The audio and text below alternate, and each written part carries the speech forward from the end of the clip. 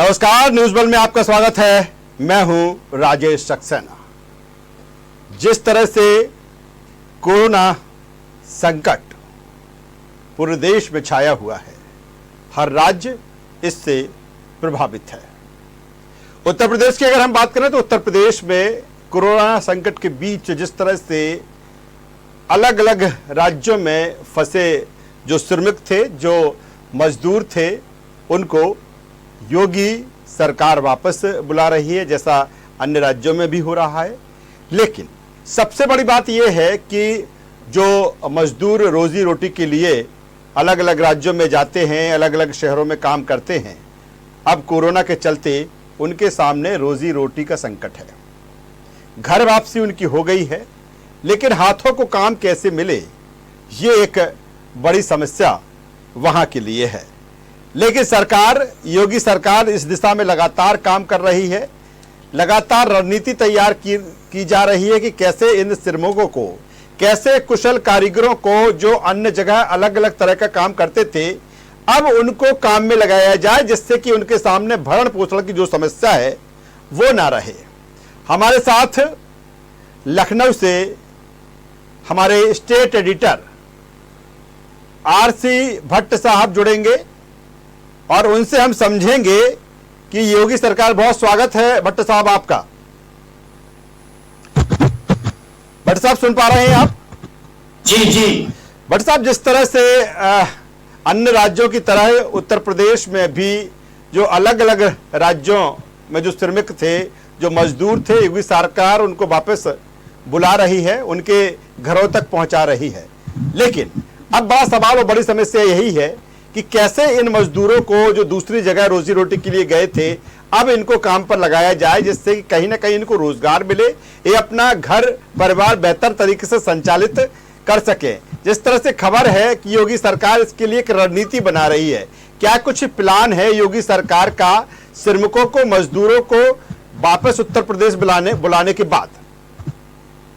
राजेश, पहले उत्तर प्रदेश में जो इस समय ताजा हालात हैं जी, उस स्थिति से आपके माध्यम से मैं अपने व्यूअर्स को अवगत करा दूं।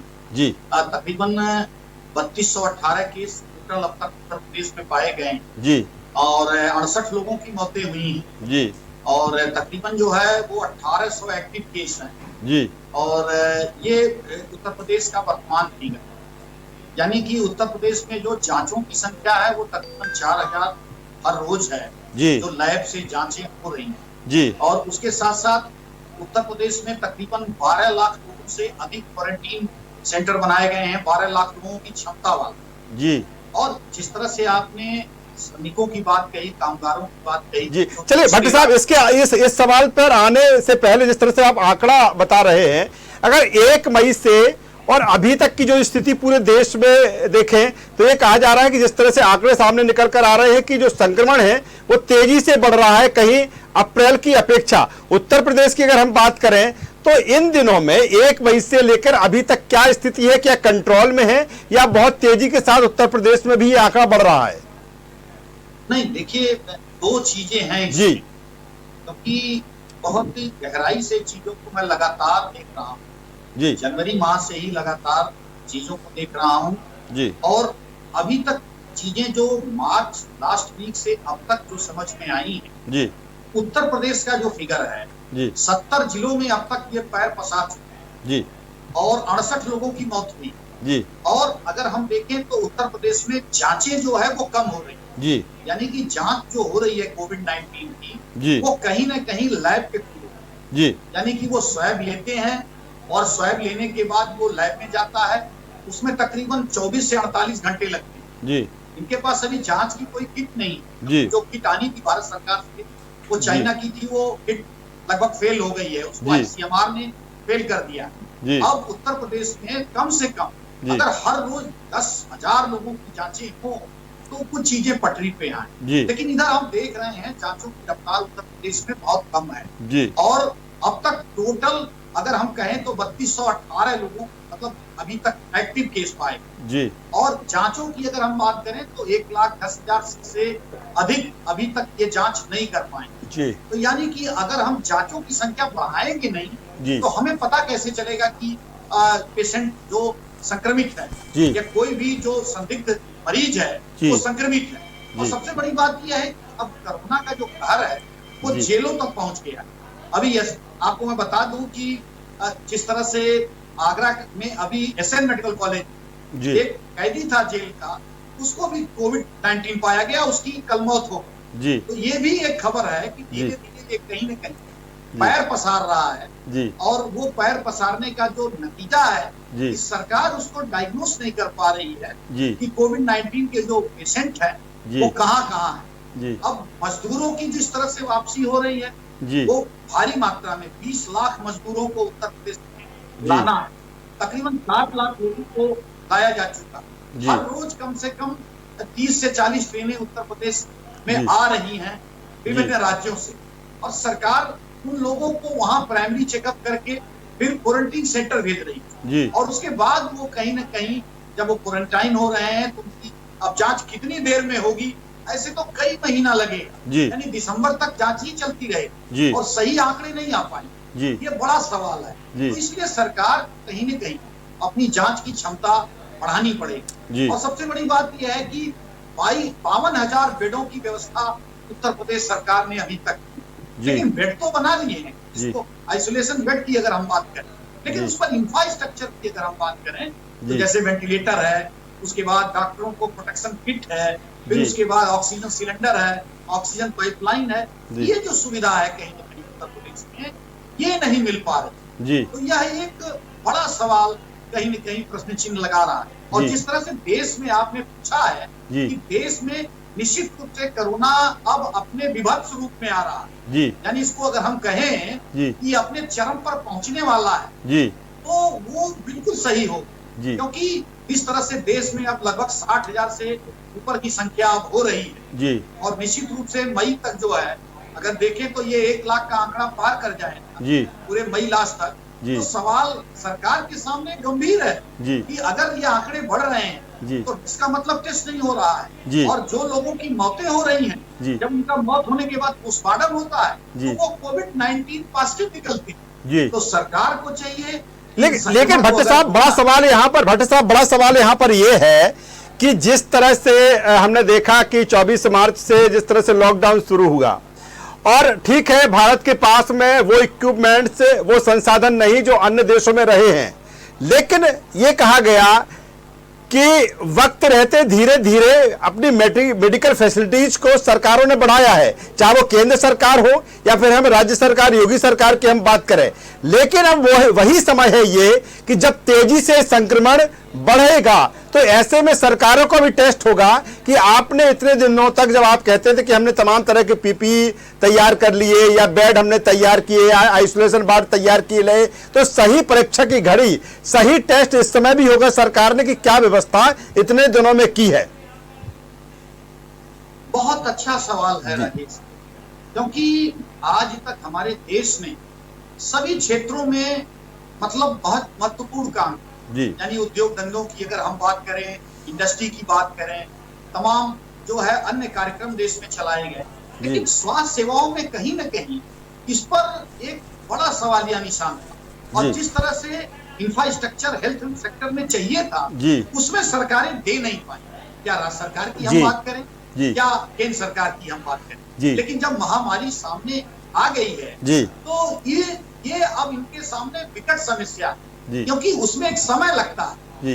यानी कि हमको कोई भी हेल्थ का इंफ्रास्ट्रक्चर खड़ा करने के लिए एक लंबा समय चाहिए। हमको सभी अस्पतालों को कोविड-19 के लिए तैयार करना पड़ेगा। सारे लगभग लोगों को जो हॉटस्पॉट क्षेत्र में है या प्रवासी मजदूर हैं, ये जो संदिग्ध लोग हैं कोविड-19 के, उनकी पूरी तरह से टेस्ट करनी पड़ेगी और अपनी टेस्ट की संख्या को बढ़ाना पड़ेगा। और सबसे बड़ी बात, इसी में आपको दैनिक दिनचर्या जो जीवन का है कि दुकानों को खोलना, लोग अपने कामकाज पर जाएं, उसके बाद लोग सरकारी जो नौकरियों में है वो दफ्तरों को खोलना, ये सरकार सब कर चुकी है। तो उससे कहीं संक्रमण का जो प्रभाव है वो क्षेत्रों में न फैले। अब जो ये प्रवासी मजदूर जा रहे हैं, हालांकि वो क्वारंटीन है और क्वारंटीन के बाद वो जाएंगे, लेकिन जो रूरल एरिया हमारा है वहां भी कम से कम सरकार को ग्रामीण स्तर पर अपना टीम भेजकर वहां से लोगों की सैंपलिंग शुरू करनी चाहिए। चाहिए और नगरीय क्षेत्र को भी इसी तरह करना चाहिए। सरकार जांच नहीं कर पा रही है, बिल्कुल साफ तौर पे, चाहे केंद्र सरकार की बात करें चाहे राज्य सरकार की बात करें, सरकार कहीं न कहीं उसके पास वो संसाधन नहीं है जो किट होनी चाहिए। RT-PCR एक किट होती है, इससे जांचें होती हैं, एक्यूरेट पता चलता है और जल्दी पता चलता है। सरकार अभी वो नहीं खरीद पाई, तो ये बहुत बड़ा सवाल है। बिल्कुल भट्ट साहब, बहुत बड़ा सवाल है। और इसके अलावा सवाल तो ये भी है कि पूरी सरकार जिस तरह से कोरोना से लड़ाई में लगी हुई है, ऐसे में अन्य तरह के जो मरीज हैं, चाहे वो डायबिटिक हों, चाहे हार्ट पेशेंट हों, या जो सीजनल जो बीमारियां हों, उनसे की बात की जाए तो कहीं ना कहीं उनके लिए भी जिस तरह से खबरें आ रही हैं कि उनके लिए भी व्यवस्था नहीं है। लेकिन आखिर में आपसे सवाल मेरा ये है कि जो सवाल मैंने सबसे पहले किया था कि जब तमाम तरह के श्रमिक और मजदूर अब अपने घर वापसी कर रहे हैं, ऐसे में योगी सरकार का जिस तरह से खबर आ रही कि एक उनके लिए एक रणनीति तैयार कर रही है कि कैसे उनको रोजगार में लगाया जाए, क्या तैयारी योगी सरकार की इसको लेकर? राजेश, एक तो सबसे पहले इन मजदूरों को जो विभिन्न राज्यों में फंसे हैं उनको निकालना, ये सरकार के सामने एक बड़ा सवाल था। और पहले तो जिस तरह से छात्र फंसे हुए थे उनको निकालना, और वो कोटा से निकाले गए छात्र, लेकिन उनके साथ साथ ये लगातार मांग रही कि विभिन्न राज्यों में जो मजदूर, प्रवासी मजदूर, कामगार फंसे हुए हैं, उनके सामने वहाँ की सरकारें उनको रोकने के लिए कोई ठोस कार्यक्रम नहीं चला रही, और वो कहीं न कहीं इस महामारी में उनको अपने घर के तरफ को निकल किए पैदल बसों में, या फिर बसें जब बंद हो गई तो छुप छुपा के, और उससे कहीं न कहीं बड़े हादसे हो रहे। तो सरकार ने निर्णय किया, खासतौर पे उत्तर प्रदेश की सरकार के साथ साथ अन्य राज्यों की सरकारों ने, इन तमाम प्रवासी मजदूरों को बुलाया जाए। इसमें उत्तर प्रदेश में तकरीबन 20 लाख मजदूर, अब जबकि उनकी संख्या कल जो है एक घोषित रूप से जो आंकड़ा आया है वो 20 लाख के आसपास।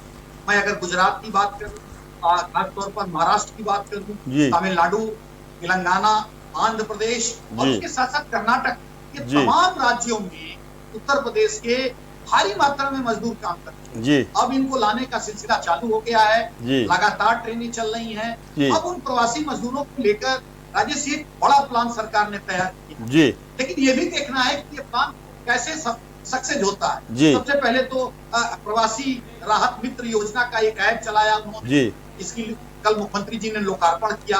उस ऐप के माध्यम से उस जो कामगार है, प्रवासी मजदूर है, उसका डाटा पूरा फीड किया जाएगा, और उसके साथ साथ उसको कोविड-19 की पोजीशन क्या है, उसकी जांच हो गई है कि नहीं हो गई है, वो सारी चीजें उसमें लोड की जाएंगी। और उसके साथ साथ वो कौन सा काम बंबई, अहमदाबाद, बड़ौदा, गुजरात में करता था, इस चीज का पूरा डिटेल उसमें रखा जाएगा, ताकि उत्तर प्रदेश में जो रोजगार के जब संसाधन बढ़ाए जाएं, संसाधन शुरू किए जाएं, तो उसकी नंबर कहीं आए, यानी उसको लिया जा सके। और उत्तर प्रदेश में जो परियोजनाएं चल रही, खासतौर पर जो उत्तर प्रदेश सरकार के प्रोजेक्ट हैं, निजी क्षेत्रों के जो प्रोजेक्ट हैं, उसमें उन मजदूरों को समायोजित किया जाए। सरकार इसके लिए एक स्किल डेवलपमेंट प्लान तैयार कर रही है, और उसको लेकर लगातार उसकी एक कोशिश है कि इन लोगों को समायोजित किया जाए। लेकिन ये भी अभी दूर की कौड़ी एक बड़ा सवाल है। बिल्कुल इतना आसान नहीं है, ये बहुत बिल्कुल आसान नहीं है भट्ट साहब, बिल्कुल आसान नहीं है।